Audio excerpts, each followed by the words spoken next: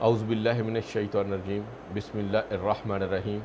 تسبیح اللہ تعالیٰ کی، درود و سلام آخری نبی حضرت محمد صلی اللہ علیہ وسلم پر۔ میں رائے عابد علی کھرل راست نقطہ کے فورم سے حاضر خدمت ہوں۔ میرے دیکھنے اور سننے والوں کو سلام۔ آج کا موضوع ہماری قومی زبان اردو سے متعلق ہے۔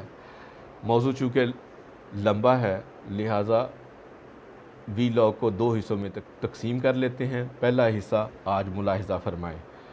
آئین اسلامی جمہوریہ پاکستان 1973 کے آرٹیکل 251 میں اردو زبان کو بطور قومی زبان کے نفاذ کا ذکر کیا گیا ہے۔ اس سے پہلے کہ ہم آرٹیکل 251 کی طرف آئیں، ہم یہ دیکھتے ہیں کہ اردو زبان کیسے وجود میں آئی اور کیا اردو زبان کو بطور سرکاری زبان، دفتری زبان کے طور پر نافذ کیا جا سکتا ہے، اور اگر نافذ کیا جا سکتا ہے تو پھر آج تک اردو زبان کو نافذ کیوں نہیں کیا گیا۔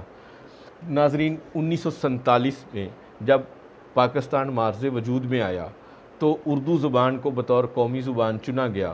اردو زبان کا ارتقاء اس وقت شروع ہوا جب بر صغیر یعنی ہندوستان میں فارسیوں اور ترکیوں کی افواج داخل ہوئیں، اور جس کی وجہ سے بر صغیر میں دین اسلام پھیلتا چلا گیا، تو مقامی لوگوں سے گفتگو اور بات چیت کے لیے ایک نئی زبان سامنے آئی جو فارسی، عربی اور بہت سی مقامی زبانوں کا مجموعہ یعنی کہ مکسچر تھی، جسے اردو زبان کا نام دیا گیا۔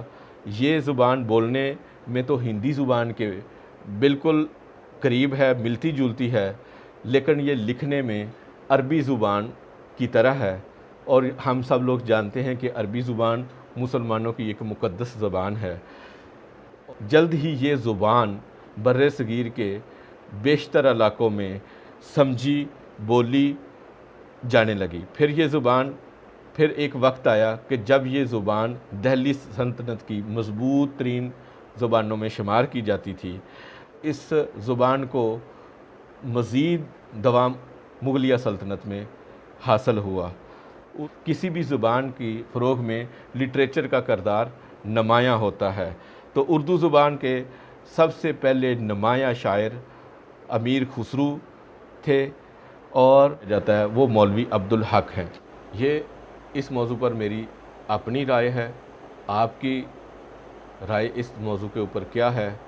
اپنے خیالات، اپنی رائے کا اظہار کمنٹس باکس میں کریں، اور اگر آپ اس فورم پر نئے ہیں تو سبسکرائب کریں اور ساتھ لگے گھنٹی کے بٹن کو دبا دیں تاکہ آپ کو ہر نئی آنے والی ویڈیو کی اطلاع ملتی رہے، اور اگر آپ کو یہ ویڈیو پسند آئی ہے تو لائک کے بٹن کو پریس کر دیں۔